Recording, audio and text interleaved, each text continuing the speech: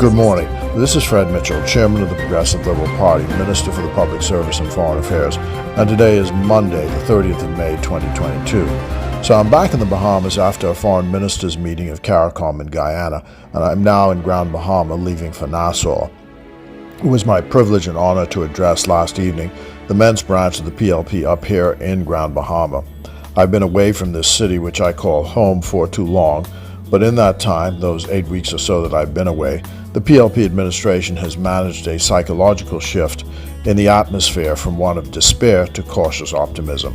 It was a great sigh of relief when the government announced the sale and development of the Grand Lucayan Hotel.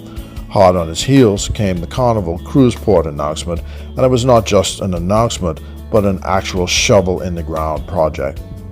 Well, my address to the men surrounded these points. Our administration, while looking and caring about the big numbers and the overall picture, must get down into the weeds. The taxi driver, the straw vendor, the high school graduate, the high school dropout, the waitress, the landscapers, the fishermen, the janitresses, the nurses. The investment must affect those pockets. The minimum wage, for example, should be raised immediately to $250 per week across the country. My personal view, of course, is it should be raised higher than that. I remember a speech made in 2006 by Kofi Annan, who was then the Secretary General of the United Nations, and he said that every development project in the country ought to set aside at least 10% of the jobs for people under 25. I believe that is an important pledge to make here. It is also important that we set aside ageism and not tell people who pass the age of 50 that they're not qualified to work in Grand Bahama. If that investment is to mean anything at all, then next year this time I would like to see not just the psychological uplift, but there should be a physical change to people personally. The housing stock should be improved, the roads repaired, the new clothes and new shoes on everybody. In other words, the PLP's investment has to put actual money on the ground. You know, I had a long talk with Ginger Moxey on my way to Guyana about her plans and designs for this city. I encouraged her to work, and I hope to see the East Sunrise Highway project restored through the old Princess property. I want the PLP to reverse that disastrous decision to shut that road down.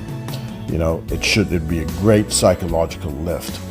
And then I say we'll know more coming forward. So I also want to say that my friend Al Dillette, who's the Consul General Designate for Toronto, for the Bahamas, told me that he ran into Dudley, who owns and operates one of my favorite restaurants, Mary Ann's, here in Freeport, and it's now closed its doors indefinitely. This is quite a blow.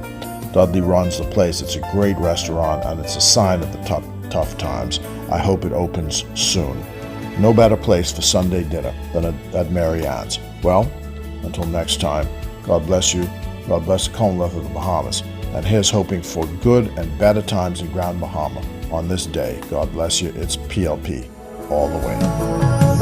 Sailing takes me away to where I've always needed to be. Just a breeze, wind to carry me. Soon I will be free.